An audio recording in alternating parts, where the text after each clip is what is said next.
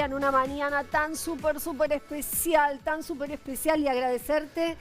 Un aplauso lo vamos a recibir con un aplauso que se lo merece, Gabriel Corrado. Muchas gracias. Gracias por venir, se te ve espléndido. Muchas gracias. A vos también, ¿eh? Bueno, muchas gracias. Estamos bien. Pero por supuesto. Y veníamos conversando un poquito acá en el corte con Gabriel. Justamente pues yo le contaba a la gente, ya lo saben, no hace falta que se lo cuente yo, tu tiempo en Italia. ¿Cuánto tiempo vos viviste en Italia? Yo viví en Italia en 2 oportunidades, viví 6 meses una vez y 3 meses otra, porque yo trabajaba para una cadena que era de Silvio Berlusconi, que sigue estando, digamos. ¿Cuál era? Rete 4. Ah, sí. Berlusconi tiene 3 canales, Rete 4, Canale 5 y Italia 1, y en esa época él también manejaba los canales públicos porque era primer ministro. Y bueno, se empezaron a ver nuestros productos allí, los productos argentinos. ¿Qué novela allí te llevó a Italia puntualmente? Y La extraña dama, que si bien yo no era el protagonista, que en Italia se llamaba La Donna del Mistero, que se daba una vez por semana, en vez de darse acá como se daba acá todos los días, allá se daban de 3 capítulos, se hacían uno y se daba uno por semana, y eso me dio gran popularidad allí en Italia. Y después, bueno, yo protagonicé varias cosas que también se vieron allá, incluso coproducciones que se hicieron con Italia, y eso me hizo vivir allí con toda mi familia, ¿no? Claro, ahora nos vamos a meter en toda tu parte artística porque quiero recordar las novelas y ver y saber y que nos cuentes. Ya sabemos lo que estás haciendo actualmente, pero por justamente el tema del Papa. Y acá tenemos una persona nuestra que ha estado en Italia, y preguntarte cómo se vivía o cómo se vive en Italia la atmósfera esta de tener el Vaticano ahí, en el medio de todo. Bueno, es algo es como un símbolo de fe muy importante, ¿no? De hecho, vos fijate la gente que va de todo el mundo a visitar no solamente el Vaticano, sino a esperar, a saludar al Papa los domingos cuando él da misa a la mañana. Cuando yo vivía allí estaba Juan Pablo II como Papa, pero bueno, es un lugar es como el centro de la religión católica. Entonces eso yo lo viví, la verdad, con mucha emoción también, pues es muy emocionante, no solo por la fe que uno pueda tener, sino también por la fe de todos los demás, ¿viste? Es como cuando estás con un grupo de gente que están como en la misma energía, eso te provoca emoción, ¿no? ¿Vos sos un hombre de fe? Soy un hombre de fe, ¿Crees en Dios? Yo creo en Dios, me crié en una familia católica, ¿no? Mis padres y mis abuelos, toda mi familia, somos descendientes de italianos, y yo fui a un colegio de curas de la Misericordia, Nuestra Señora de Luján, un colegio de curas italianos de la Misericordia, que de ahí hice mi primaria, mi secundaria, tomé la comunión allí. ¿En qué barrio? En Villa Porredón. En Villa Porredón es un barrio que es mi barrio de la infancia, exactamente, donde viví mi infancia, mi adolescencia, y fue muy... Nada, de hecho tengo recuerdos de haber ido peregrinando a Luján, ¿no? Viste que la peregrinación que se hace en octubre, la peregrinación de la juventud. Y actualmente vos tu fe, ¿dónde la pones en tu día a día? Bueno, de forma consciente, digo, ¿no? Sí, viste que la fe es algo que uno tiene que estar abierto y buscarla también, ¿no? Pero yo soy una persona de fe. Digo, en la medida que uno tiene fe, siente que hay algo más. Esto me pasa. ¿Vos le pedís a algo superior? Yo rezo, a Dios, yo rezo. Superior, extra, por supuesto. Fuera de nosotros, digamos. Absolutamente. A ver, fuera de nosotros y dentro de nosotros. Sí, ¿no? Tal cual. Es fuera en cuanto a que uno le pide a un otro. Tal cual. Pero también lo tenemos dentro de nosotros. Absolutamente. ¿No? ¿Tu familia, vos vivís? ¿Cuál es tu familia? Yo vivo con mi mujer, mis hijos viven en el exterior, yo tengo 3 hijos que viven en el exterior. ¿Dónde? Lucas vive en Ámsterdam, Lucía vive en Alemania y en Hamburgo, y Clarita, la más chica, en Nueva York. Pero bueno, se fueron yendo de a poquito, son grandes ya. Lucas es licenciado en Economía y tiene una startup, una empresa, una startup que cubre toda la parte de Holanda, Bélgica y Luxemburgo, y está muy bien porque es un emprendedor, ¿no? Lucas es emprendedor, más allá de su rol como profesional. Lucía es licenciada en Comunicación Social y se dedica a la producción audiovisual, allí en Alemania y también en España, viaja bastante, porque vivió antes en Barcelona. Y Clarita, la más chica, es directora de una compañía de turismo en Nueva York. Así que estamos separados ahora en esta nueva etapa nuestra. ¿Cómo hacen a comunicar? ¿Tu esposa se dedica a Constanza es empresaria también, sí. ¿De qué rubro? Ella es mi socia en la productora. Ah, pero claro, porque Gabriel tiene una productora que se llama... CTV Contenidos. CTV Contenidos. CTV Contenidos. C de TV de televisión. Ajá. No, CTV Contenidos. ¿Sí? Y Como Corrado. como si fuera TV, Corrado, pero bueno, o contenidos. Nosotros la fundamos, mira, estando en España, por una necesidad mía personal de poder contar historias que tuvieran también un buen mensaje, ¿no? De hecho, la primera producción que hicimos se produjo, la hicimos acá en Telefe, que fue Máximo Corazón, que tenía que ver con concientizar. Viste que las novelas tienen una cosa muy popular, sí, y también es una muy buena manera de transmitir algo, ¿no? Un mensaje más allá de la historia de amor. Sí. Y nosotros hicimos la primera historia, que fue Máximo Corazón, que tenía que ver con el trasplante de órganos, el trasplante de corazón. Y bueno, el Incucay nos ayudó, nos apoyó, nos explicó cómo era todo el tema del trasplante de corazón. Tenía una historia, un argumento. Una historia, por supuesto, una historia que implícitamente incluía el tema del trasplante de corazón, que el corazón además es como el símbolo del amor. Entonces esto... ¿Y ese contenido dónde está ahora? Digamos? Bueno, Telefe, es de Telefe. Es de Telefe y se vendió a muchos países. Actualmente, hace poquito la estaban dando de nuevo en Italia. En Italia la dieron varias veces. ¿Cuántos capítulos son o cuántas historias hiciste? Muchas historias. De hecho, nosotros produjimos ficción también y seguimos haciéndolo en el este de Europa, en Rumania. Mirá, ¿Cómo fue que en Rumania apareciste haciendo producción? Porque me conocen en Rumania, gracias a las novelas. Claro, las novelas tienen una expansión. La Argentina siempre fue un gran exportador de ¿Y vos siempre tuviste la beta empresarial, emprendedora? Yo soy como un inmigrante, viste que te quiero decir, en el sentido de, yo soy descendiente italiano, como te dije, y siempre en mi casa mi educación fue una educación de trabajo.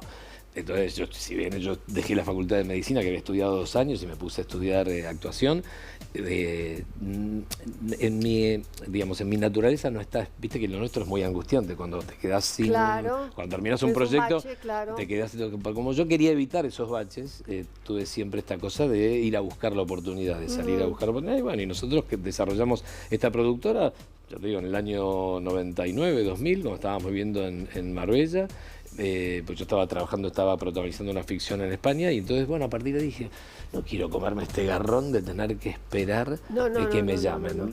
¿Viste? Hasta ahora no me había pasado, pero yo preveía que esto podía pasar en algún momento. Entonces, para evitar eso, desarrollamos esto. Entonces, bueno, es muy lindo que te llamen, obviamente, es muy halagador que te llamen y te digan, che, tenemos un proyecto, pero cuando eso no sucede, yo tengo otras herramientas como para poder no quedarme esperando. Exacto. ¿Y físicamente dónde está la productora? Está en Buenos Aires, la central, digamos, está en Buenos Aires, y tenemos una oficina en Madrid. ¿En Madrid? En Madrid porque Madrid, yo viví mucho tiempo en España, esto también te conecta con el mundo, digamos, ¿no? De una manera también más cercana, ¿no? Y tengo una socia allí en Madrid y viajo mucho. Qué bien, también. Qué bien, qué admirable, me encanta cuando la gente progresa tanto así. Volviendo al tema de Bergoglio, porque en el corte también nos contabas que estuvimos charlando un poquito y me contabas que tuviste contacto con Bergoglio. Lo conocí al Papa Francisco cuando era Jorge Bergoglio, cuando era el cardenal primado de la Argentina. Fue cuando se cumplieron los 25 años del papado de Juan Pablo II.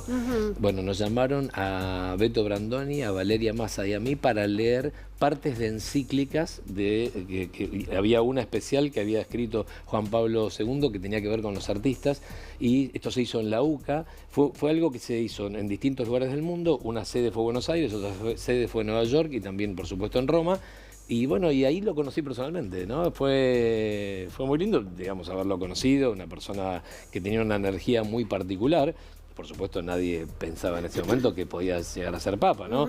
Era impensado, además, que un papa pudiera ser argentino también. Viste que además fue una sorpresa muy grande. Muy grande. Así que para mí fue... Yo la verdad que creía...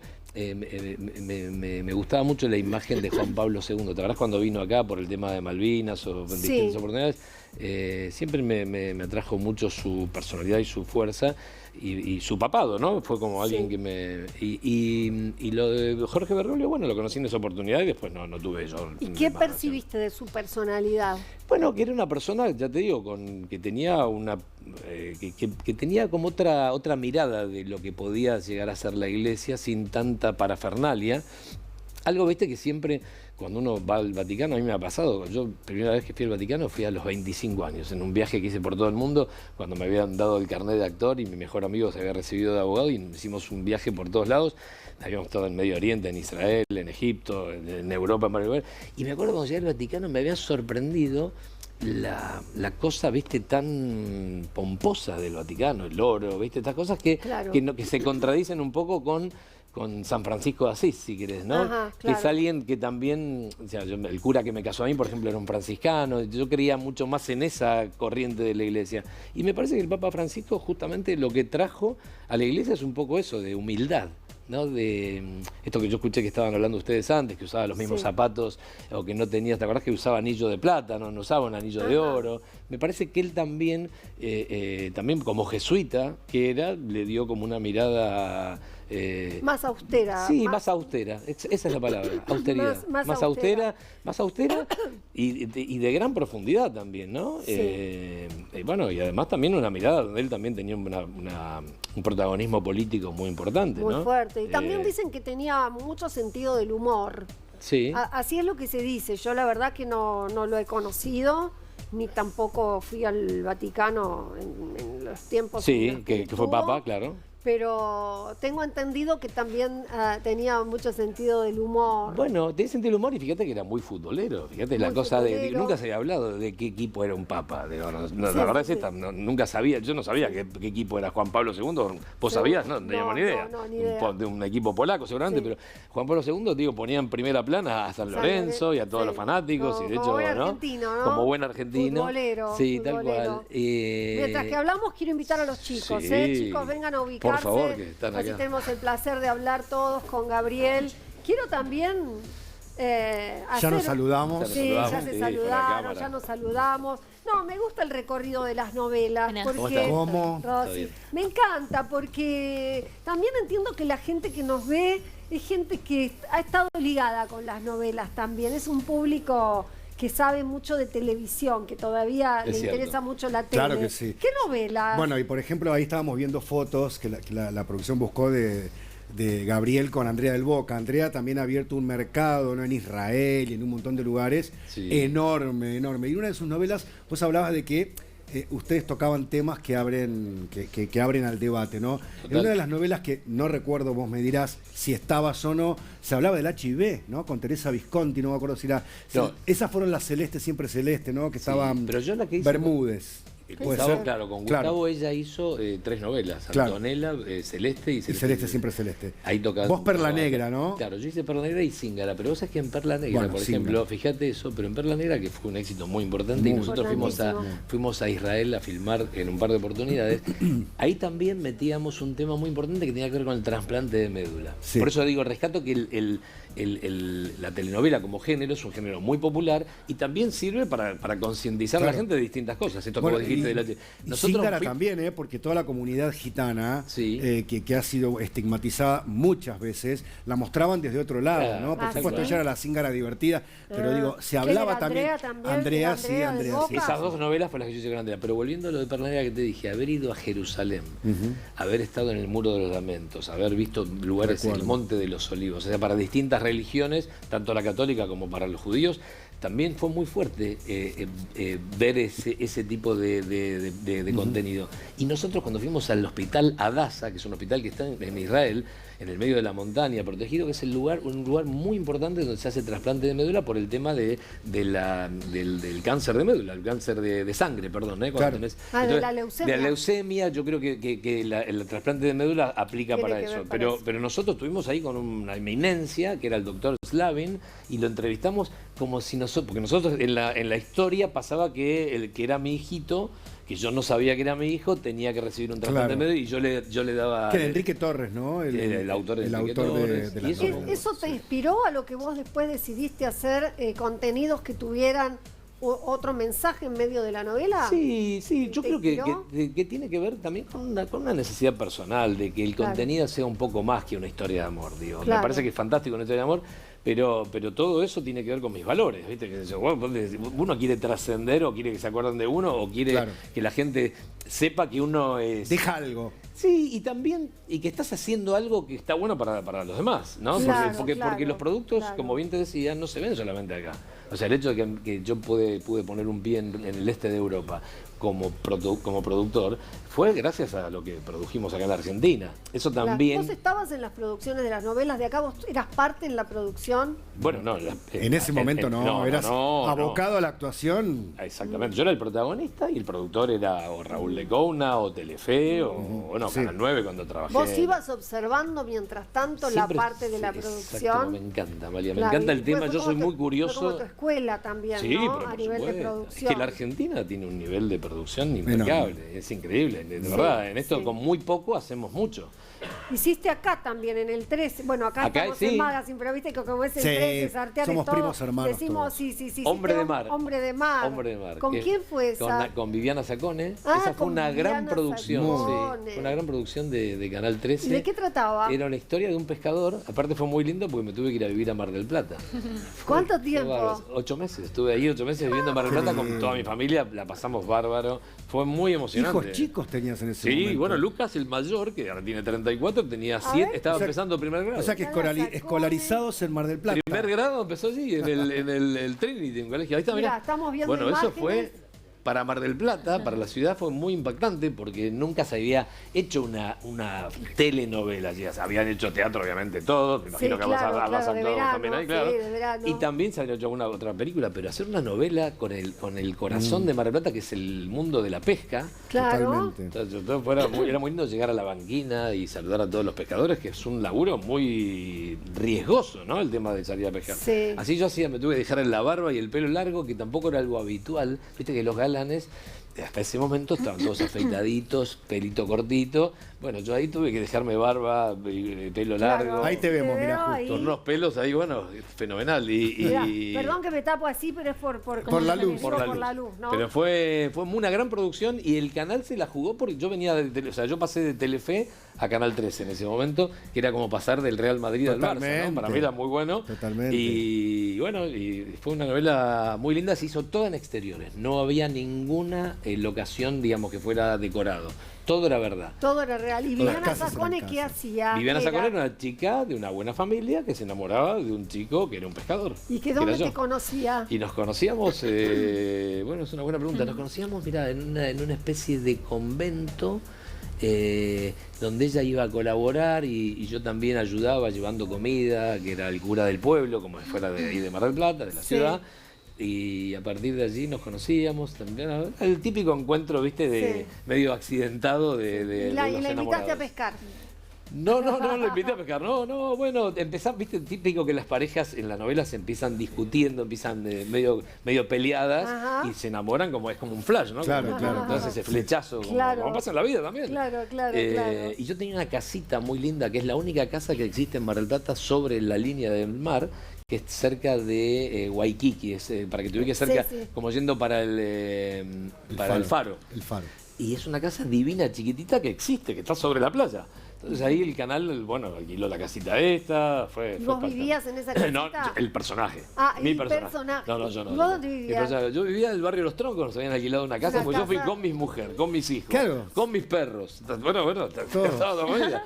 Y es muy lindo vivir en Mar del Plata fuera de temporada. Sí, es hermoso. Gabriel, Plata. No, espectacular. Yo recuerdo cuando estuviste en Chiquititas, que para mí es una telenovela que me marcó mucho y fue un gran éxito. Hasta el día de hoy sigue siendo. ¿Qué se siente haber estado en una telenovela tan importante y que marcó mucho a muchos adolescentes, jóvenes? Fue muy lindo para mí, la verdad. Mira, a mí yo venía de hacer Perla Negra, justamente que ya hablábamos recién. Esto fue con Andrea del Boca. Y me llama Gustavo Yankelevich, que era el director de Telefe, me propuso hacer este programa, que era un programa para chicos. Y yo le dije, a ver, viste, cuando vos te habla una persona que sabe mucho más que vos, tenés que creer, tenés que tener fe, y creerle, literal. Y Gustavo me dijo, esto te va a hacer muy bien para tu carrera, es muy importante, vas a mostrar otra cosa. Y yo dije, bueno, por supuesto, Gustavo, lo que vos digas, ¿no? Y entonces me embarqué en eso. Entonces yo hacía Zingara como protagonista con Andrea y Chiquititas como protagonista. Tremendo. Si bien era una historia de chicas, porque eran en ese momento, ese primer año, eran todas mujeres. Pero yo tenía una historia de amor con Romina Yan, con la hija de Gustavo y de Cris, con Romy. Y fue una historia muy linda. Y gran semillero, ¿no? ¿Vos eras el director? Yo era el hijo del dueño del orfanato. Mi personaje, que era un tipo que tenía mucha guita, que venía del exterior a solucionar algunos temas de económicos de la familia, de la empresa familiar, qué sé yo, y ahí me enamoraba del personaje de Ro, ¿no? De Romina Yan. Y fue muy lindo porque también ahí me dieron la oportunidad de cantar. Por ejemplo, yo cantaba un tema con Romina y... ¿Vos grabaste? Claro, disco. Ahí, no, disco no, disco no. No llegó a tanto. No, pero sí hiciste teatro en vacaciones de invierno. Yo no. Hiciste teatro porque yo hice el primer año de Chiquititas y después, bueno, Cris empezó a hacer todas las comedias. Pero yo no, porque yo estaba ya embarcado en otra historia. Claro. De hecho, bueno, empecé a hacer Hombre de Mar, empecé a hacer otras historias, entonces ya me fui de Chiquititas, pero hice el primer año. ¿Qué tuviste que cantar? Bueno, cantaba una canción muy linda que era la de una canción que había creado Cris para todas que se llamaba la del saxofón. ¿Te la acordás? No, bueno, si búsquenla, ahí está, mira, esa que estás viendo ahí. Ay, qué lindo. Esa es. Mira, ese videoclip, si lo ves, es alucinante. Eso lo dirigió José Luis Massa. Ajá. A ver, lo escuchamos, mira, a ver.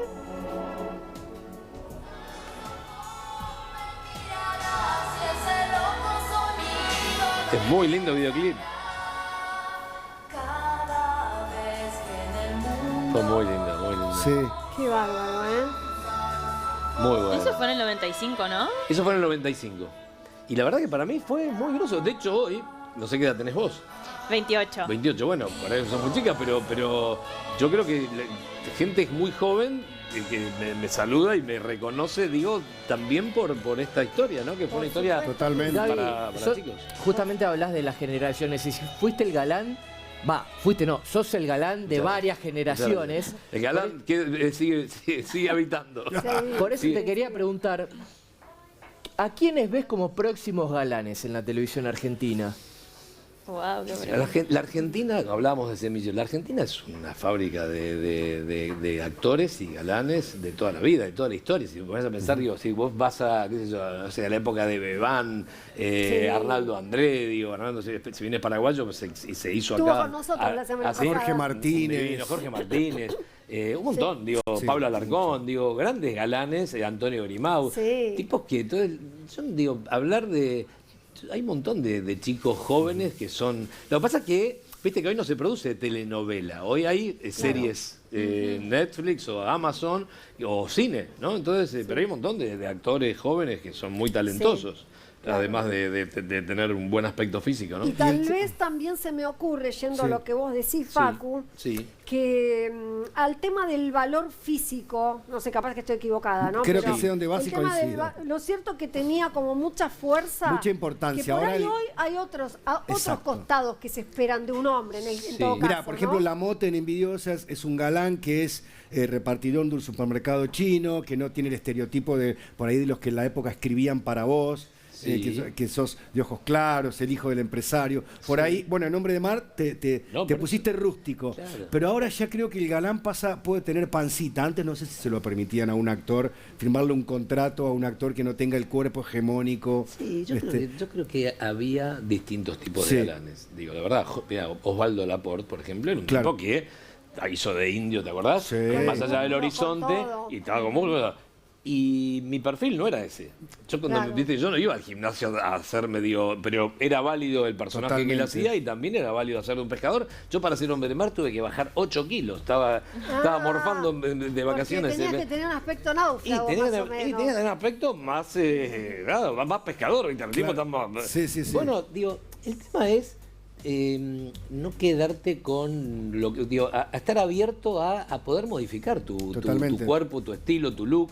Bueno, viste Nico Vázquez ahora para hacer Rocky, fuera del tema de galán. Exacto. Es una de las primeras obras que los actores se preparan con 1 año y medio de anticipación antes del estreno físicamente, ¿no? Así como ha tenido que Kevin Costner engordar para el guardaespaldas y trabajar durante 1 año. O Robert De Niro cuando hizo de exactamente. Jack LaMotta. Pero digo, esto que vos decís, lo de Nico Vázquez, que me parece espectacular, es el hecho del desafío que te presenten. Si vos te presentas una buena historia, vos vas al desafío y lo haces, y está bárbaro. Yo cuando me tuve que dejar pelo largo y barba, era algo que no era algo que se utilizaba en el género. Pero había que jugársela. ¿Y el siniestro no te tocó hacer de malo?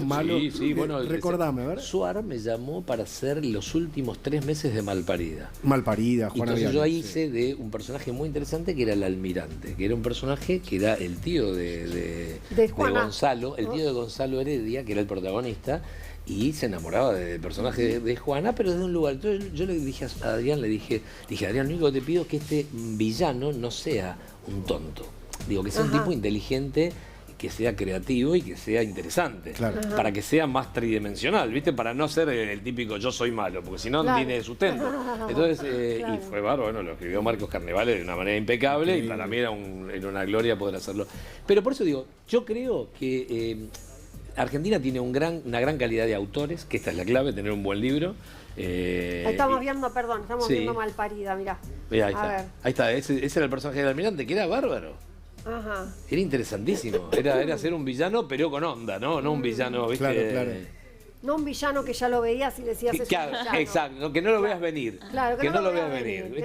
Esto es lo interesante. El villano aparece. Aparece, pero bueno, no sabes, ¿viste? De dónde. No sabes bien porque si no se descubre el villano. Como el Joker, ¿viste? Que no sabes si el tipo te hace un poquito. Pero es el desafío. Y yendo a la faceta de conductor, ya en la TV pública que estás haciendo, estamos en una.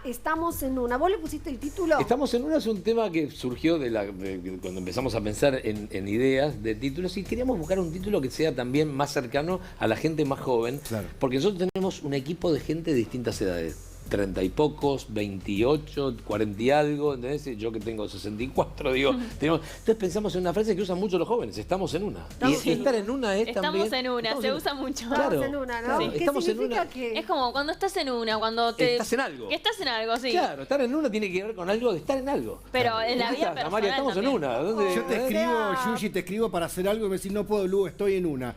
Eso puede abarcar que estás en un asado, que estás en un baile, que estás estudiando. Claro. No puedo. Algo bueno como algo malo puede ser. Puede ser, claro. Sí. Nosotros, estás ocupado, estás en acción, estás en actividad. Bueno, nuestro programa se llama Estamos en una, vamos de 15 a 16:30, de lunes a viernes por la televisión pública, salimos por aire y por streaming. Y esto también está muy bueno decirlo, porque nos ven desde cualquier lugar del mundo. Y también, bueno, ni que hablar como hoy se hace la televisión, que la podés ver a cualquier horario, ¿no? Que eso también está bueno.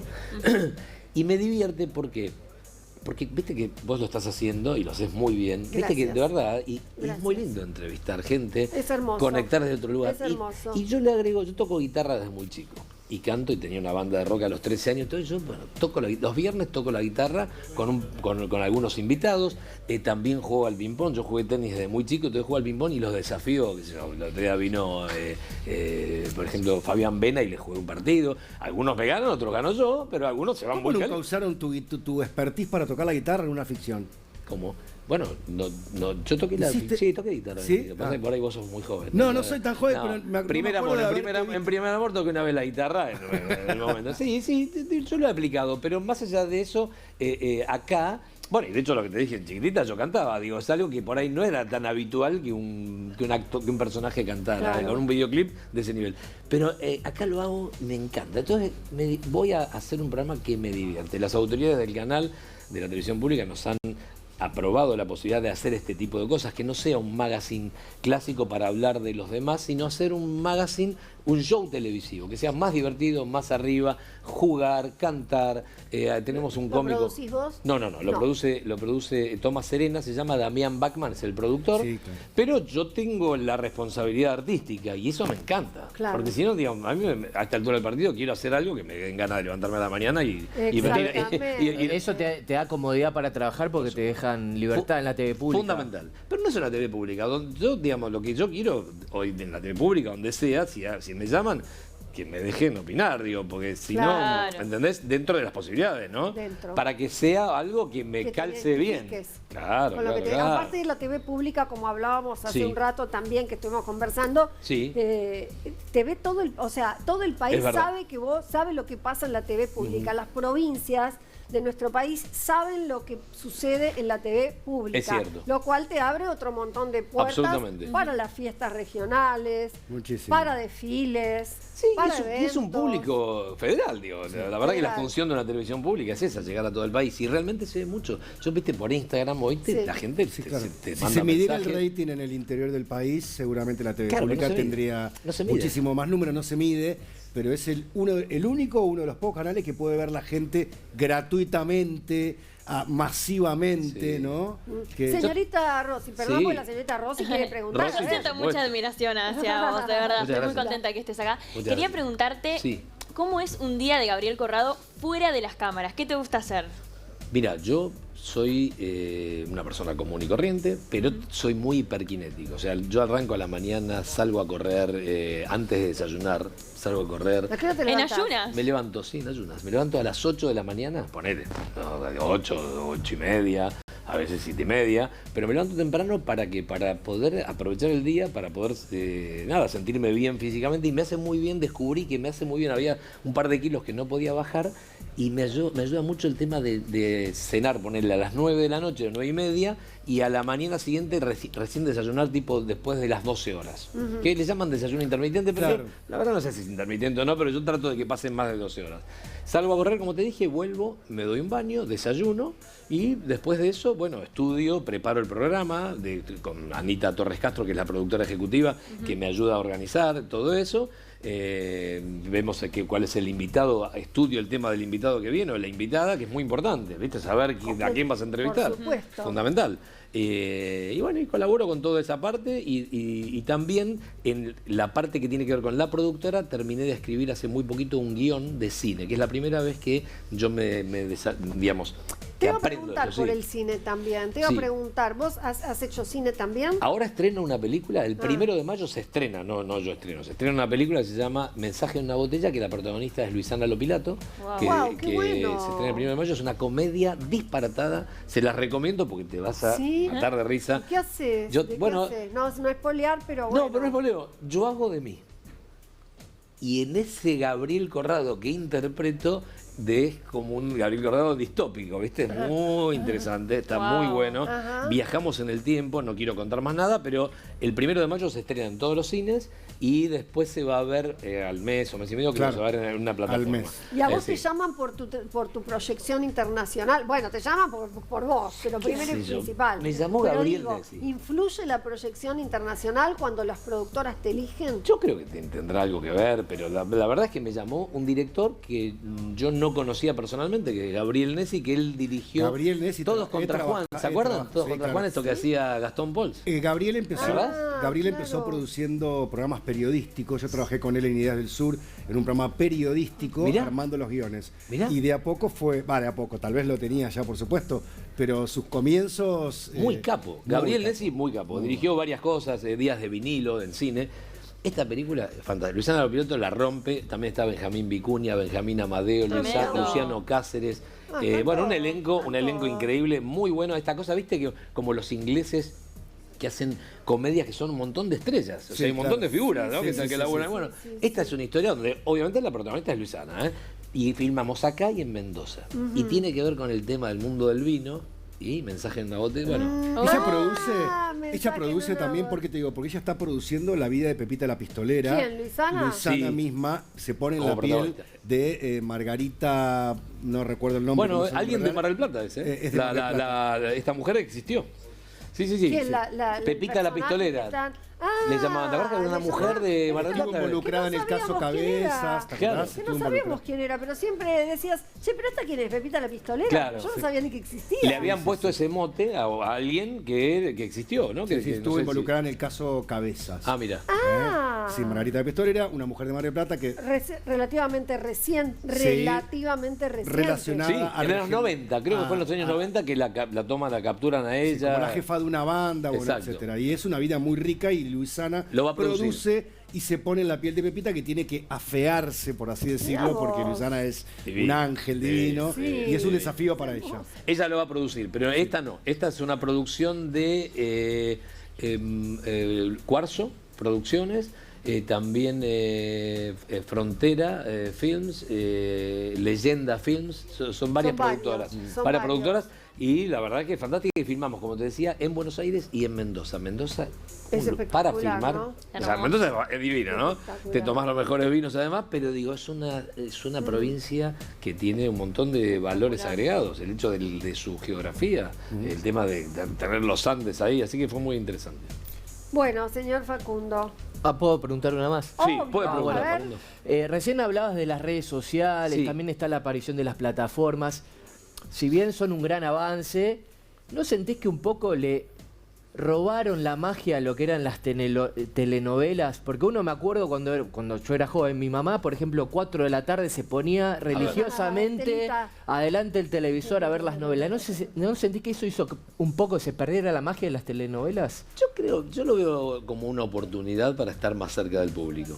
Yo creo que estamos más cerca de la gente con las redes sociales, estamos más conectados. No lo veo como algo que nos hizo perder la magia. Creo que nos muestran las redes sociales a todos, no solo a los actores, más humanos, más cercanos. Me parece, ¿eh? Si uno las aprovecha, ¿no? Digo, es un buen músculo, ¿no? Uno llega también, aparte también llegas a todo el mundo con las redes sociales, te ven en cualquier lugar. Claro, tenés alcance a todos lados. Y no hace ficción, es la vida real. Maquillada, pero es la vida real. ¿Con qué te quedas? ¿Con la conducción o con la actuación? Yo soy actor, pero me encanta conducir. Me encanta. Y yo debuté, esto digo, por ahí no se sabe mucho, pero yo debuté como conductor a los 32 años en España. La primera vez que conduje un programa de entretenimiento fue en España, en Telecinco de España, que cuando me llamaron para hacer eso, que yo iba a presentar una novela, estaba de viaje con toda mi familia. Digo, fantástico, pero yo lo único que conduje fue el auto, le dije, ¿viste? No había... Ahí igual en España se dice presentador. Presentador, no exacto. Y ahí debuté y me di cuenta que era algo que me encantaba y me divierte mucho. Te juro que lo disfruto. Sos ameno, te gusta hablar, escuchás. Es muy importante. Que eso es una cosa sumamente importante cuando estás entrevistando, escuchar lo que te están diciendo. Chicos, un aplauso para este gran visita. Gracias. Gracias, un cariño a tu esposa, gracias, a tu chico, de tu parte, todo. Gracias. Un placer habernos conocido así personalmente. Por supuesto, un gusto. Gracias, chicos. Muchísimas gracias. Y tengo una recomendación para darte, claro que sí.